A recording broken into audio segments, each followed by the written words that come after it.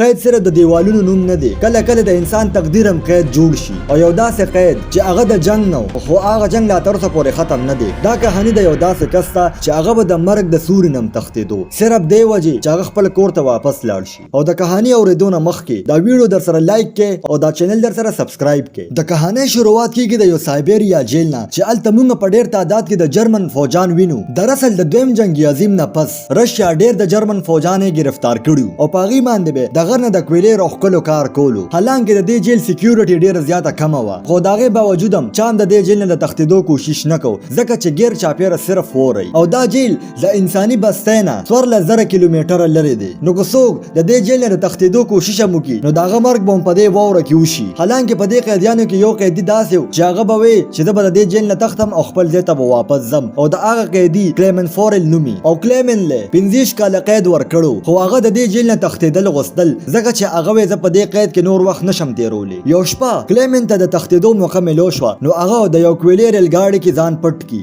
کلیمن چې په دې ریل ګاډي کې کینی او اسمان طرف ته وګوري نو ډیر زیات خوشاله شي. خو لږ د ریل ګاډي راتلو نه پس دا ریل ګاډي ودرېږي، خو چې کلیمن وګوري نو د هغه مخې ته یو رشین فوجي ټوپک په لاس ولاړي. اوس دلته کلیمن گرفتار شي او هغه یو خلاص هوایي جیل کې گیر کی. خو 2 ورځې پس د دې جیل دا وارډن راشي او کلیمن بهر روباسي او ورته ووایي چې ستا مرګري ستا بې صبرۍ سره انتظار کوي. اوس چې کلیمن د خپل مرګرو لراشي هغه ډنډه په لاس د انتظار کوي، ځکه چې د تښتېدو د وجې دی له 2 ورځې روټۍ نه ده ورکړې. اوس د کلیمن دا مرګري دا کلیمن وهل شروع کی او دا کلیمن دومره زیات ووي چې هغه د جیل په هسپتال کې اډمیټ شي. اوس دلته د جیل دا ډاکټر هم جرمن قیدي و او هغه چې د کلیمن دا بهادري وګوري نو ډیر زیات حیران شي. اوس دلته کلیمن د ډاکټر ته وایي چې زه د دې جیل نه واپس تښتېدل غواړم. نو دا ډاکټر ورته وایي چې دا ناممکنه ده، که ته د دې جیل نه ومځې نو بهر دومره واوره او یخني ده چې ته به د هغې د وجې مړ شي. او بله خبره دا که ته د دې جیل نه مونه تښتېد نو ته به بیا هم مړ کېږي، ځکه چې ته کوم ځای کې کار کوې هلته داسې وایرس دی چې د هغې نه تا ته کینسر لګېدی شي. نو دلته ولې دا ډاکټر صلاح ورکړي چې ته آخري بار کوشش وکړه د دې جیل نه د تښتېدو. اوس دلته دا ډاکټر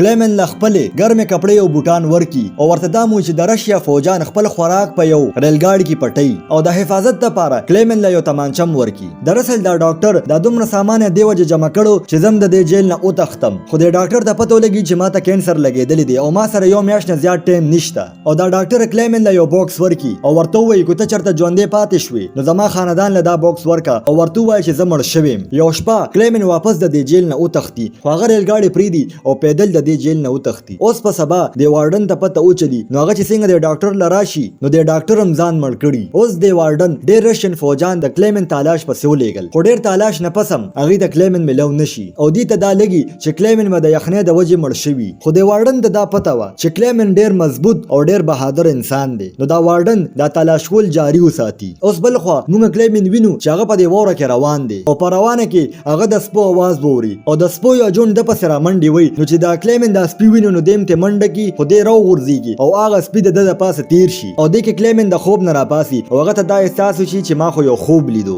دراصل کلیمن د 9 ورځو نه پیدل روان دی او هغه سره چې کوم خوراک و هغه ختم شوی دی او د لوږې د وجې هغه کې نور د مخکې د تلو طاقت نو. خو کلیمن هار ونه مني او په څه طریقه باندې د خپل سفر جاري وساتي او سروځې پس هغه د لوږې د لاسه راپریوزي او بېهوشه شي. اوس لږ وخت پس دی په هوش کې راشي او یو عجیبه आवाज واوري نو چې وګوري دا سمندري ځناوري. اوس دې کې کلیمن خپل تماچه روباسي او د سمندري ځناور طرف ته نشانه ولګوي، خو چې څنګه دې سمندري ځناور باندې ډز وکړي نو د ده نه نشانه خطا شي او دا سمندري ځناور د هغه ځای نه وتښتي. خو کلیمن هم ورپسې ورمنډه کړي، خو چې څنګه به کلیمن واپس ډز کوي نو هغه د یو غټ وورې کاڼي د شاته پټ شي. خو دې نه مخکې چې دا سمندري ځناور اوبو ته لاړ شي هغې نه مخکې کلیمن آخري ګولۍ وچلوله او خوش قسمتۍ سره دا سمندري ځناور ولګي پې. او چې کلیمن دا وویني نو ډېر زیات خوشحاله شي ځکه چې هغه ته په راروان سفر کې د خوراک فکر نه وي. او ډېر وخت پس کلیمن په مړه خېټه روټۍ وخوري او لږ آرام نه پس هغه د خپل سفر واپس جاري کړي. اوس په دې دومره غټ سفر کې کلیمن بیخي یوازي او هر طرف ته صرف واوري او په دې کې د کلیمن دماغي حالات خرابېدي شي او کلیمن به ځان ته داسې خبرې کولې چې هغه به خپل ځان په جذبه کې راوستو د مخکې تلو دپاره. او کلیمن سره یو کمپس هم و چې د هغې د وجې به د هغه نه لار نه غلطېده. او اوس د 2 میاشتې سفر نه پس کلیمن ته یو ونه ښکاره شي نو کلیمن چې دا ونه وویني نو ډېر زیات خوشحاله شي او راشي دې ونې له غاړه ورکړي او کلیمن ته دا لګي چې اوس ډېر لږ سفر پاتې دی. اوس بل خوا دا وارډن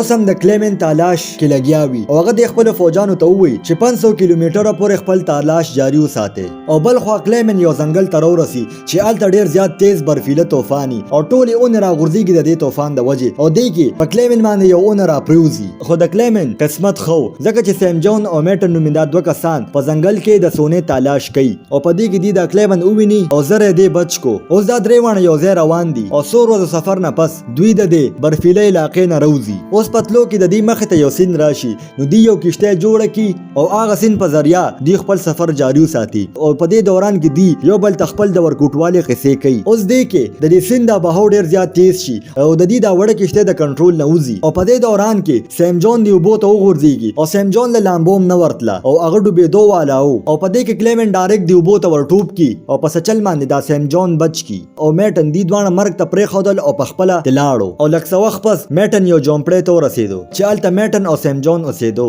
اوس د میټن په زړه کې لالچ پیدا شي چې سیم جون خو اسیم مړ شو او دی کې د سیم جون هغه سونا او چې کوم شیزونه دي هغه میټن خپل ځان ته کی او خو لږ وخت پس سیم جون او کلیمن هغه جومپړې ته راورسي او سیم جون ته چې د میټن د دوکې پته ولګي نو ډیر زیات غوسه شي او میټن مړ کی اوس کلیمن او سیم جون هغه خپل لر سره غونډ کړل او خپل سفر واپس شروع کو او دوی د دې په تلاش کیو چې مونږ ته یو انساني بستی ملو شي خو اوس واپس د یخنۍ موسم راغی او چې څومره ځنګلي دي هغه په دې وره کې واپس پټ شي خو د سفر په دوران کې د سیم جون سامان ډیر زیات درون وي او هغه د هغې د وجې په دې وره کې مخکې نشي تللی خو دلته کلیمن د سیم جون د مدد کوشش کوي خو دلته سیم جون ته دا لګي چې شاید کلیمن هم د سونه پټول غواړي نو دلته سیم جون په کلیمن باندې حمله وکي او هغه بېهوشه کی اوس چې کلیمن له هوش راشي نو هغه څه ګوري هغه طرف ته ځنګلي بیړۍ ډېرې تیزۍ سره را روانې دي خو کلیمن د خپل ځان د بچ کولو دپاره هغه یو ونې ته وخیږي خو دې کې د دا خونخوار بیړۍ خپه ونیسي او خپل ځان طرف ته یې راکاږي خو دا ونه وي ډېره زیاته کمزورې او هغه په دې منځ کې ماته شي او کلیمن راپروزي خو چې څنګه د خونخوار بیړیو په کلیمن باندې حمله کوله نو دې کې د ګولۍ اواز راشي نو چې کلیمن څنګه خپلې سترګې کولو کې نو ځنګلي بیړۍ مړې وي دراصل دلته انسانان د شکار دپاره ګرځېدل او هغې کلیمن بچ کي او خپل ځای ته یې راولي او د هغې علاقې خلک د ده علاج وکړي او آخر کار د کلیمن ډېر محنت نه پس د هغه ته انساني بستي ملو شوه او کلیمن چې انسانان وویني نو ډېر زیات خوشحاله شي او کلیمن دلته یو څو ورځو نه مو او د دې علاقې خلک هم د کلیمن ډېر زیات خیال وساتو خو یو ورځ دې علاقې ته یو نوټس راشي او هغه نوټس بل چا نه بلکې د دې جیل د وارډن رالیږلي او هغې کې دا لیکلي چې زموږ د جیل نه یو جرمن فوجي تښتېدلی دی او که هغه له چا پناه ورکړه نو هغه کس به موږ غدار ثابتو او هغه له به سزا ورکو خو اوس کلیمن مجبورا به دا ځای پرېښودو خو د دې علاقې خلکو کلیمن له ډېره زیات د خوراک سامان هم ورکړي او ورله یو شکاري سپی هم ورکړي د حفاظت دپاره اوس په دې اوږد سفر کې کلیمن سره یو ملګری مو او اوس په هغه ته یوازې پن محسوسېدو نه اوس یو څو ورځو سفر نه پس د دوی مخې ته د لرګو یو میل راشي او د خوراک دپاره د کلیمن دا سپی هلته ورمنډه کي خو د خپل سپي بچ کولو دپاره کلیمن ورمنډه کي نو دا مزدوران دی وویني او کلیمن وپېژني او هغه د خپل مالک له راولي نو اوس کلیمن خپله کهاني دې ټولو ته ووایي نو د دې کسانو په زړه کې د کلیمن دپاره همدردي پیدا شي او دوی په کلیمن باندې روټۍ مخوري او جرمني ته یو ریلګاډي دی او کلیمن په هغې کې کینی اوس کلیمن ډېر زیات خوشحاله چې هغه به ډېر زر خپل ملک ته لاړ شي او خپل خاندان سره به میلو شي خو هغه ته دا پته نه وه چې د میل د مالک د وارډن ته د کلیمن خبر ورکړی اوس دا وارډن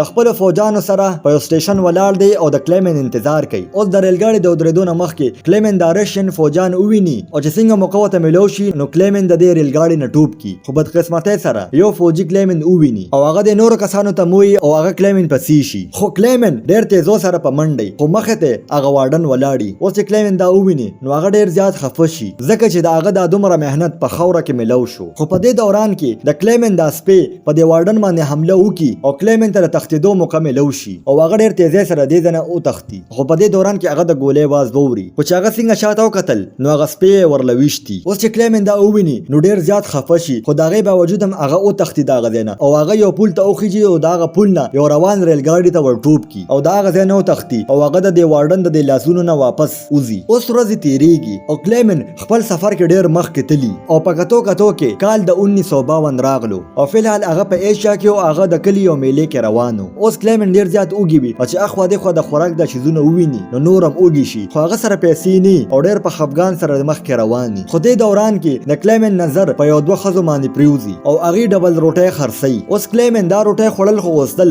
خو هغه سره یو روپۍ هم ني او هغه په خفګان سره مخکې روان شي اوس چې دا ښځې کلیمن وویني نو ډېر زیات ترس یې پرې راشي او هغه د دې روټۍ نه یو ټوکړه نیمه کي او کلیمن له ورکي نو کلیمن چې دا وویني نو ډېر زیات حیران شي خو هغه دا روټۍ وخوري او په دې دوران کې یو یهودي په دې میله کې د کلیمن دا ټول ارڅه وویني او کلیمن دې وخت کې اوس یو چرچ ته راشي او دا یهودي ورپسې شاته راشي دراصل د به هم څه وخت کې خلک ګرفتارول خو دا یهودي يهودي کلیمن پولیس ته حواله نکي او د هغه د مدد کوشش وکي او د نه پس دا يهودي کلیمن خپل کور ته راولي او کلیمن شیف وکي په خپل هولیه کې واپس راشي او د کې دا يهودي د کلیمن له یو پاسپورت ورکي چې هغه د دې پاسپورت په ذریعہ د رشیا دا بورډر پار کی او خپل ملک ته لاړ شي او د تلو نه مخکې کلیمن د يهودي شکریا ادا کی او د رشیا او د جرمني بورډر طرف ته روان شو. اوس هفتونه پس کلیمن د بورډر ته ورسي خو غالطه یو فوجي ته خپل نقلي پاسپورت اوخی خو کلیمن ډیر زیات چیرې کی چې زه واپس غیر نشم خو خوش قسمتۍ سره داسې سو نشي او د فوجي د بورډر پار کول اجازه ورکړو او په دې کې کلیمن ډیر زیات خوشاله او اخر کار هغه پول ته ورسېدو چې هغه څنګه د پار کې نو خپل ملک جرمني ته ورسي او چې څنګه نیم پول دی پار کې نو په دې کې په دماندې یو رڼا راشي او هغه رڼا چې څنګه لرشي نو د مخه ته دا وارډن ولاړی او چې څنګه کلیمن شاته وګوري نو هغه اوسم د رشیا په ځمکه ولاړی او د دې مطلب دا چې دا وارډن اوسم کلیمن گرفتارول شي او ځلته کلیمن به همت ختم شي ځکه چې داغه دومره مهنت په خوره کې ملو شو خدا سه سو شي چې داغه امید کلیمن ته نو او دا وارډن کلیمن ته لار پریدي او د بارډر پار کولو اجازه ورکي اوس چې کلیمن دا ویني ډیر زیات حیران شي خو دراصل دا وارډن د کلیمن دا بهادری او د جذبې ته چوغور نو ډیر زیات متاثر شي دی وجه د کلیمن گرفتار نکي او اخر کار د دا بارډر پار کی او خپل ملک ته راوړي دنه پس هغه خپل کور ته راغی چالت د خپل خزه او لور ولیدا اوس دې دوانه چرچ ته رواني نو کلیمن هم دی په شاشه ته رواني چرچ ته اوس په چرچ کې دنه د کلیمن لور کلیمن او پیجني او چې دومره کلونه پس کلیمن ژوندې وویني نو دا خزه هم ډیره زیاته خوشاله او اخر کار کلیمن خپل خاندان سره ملو شو او دې سره دا کہانی ختم شوه او که تاسو دا کہانی خوښه شوي نو دا ویډیو لایک کړئ او دا چینل در سره سبسکرایب کړئ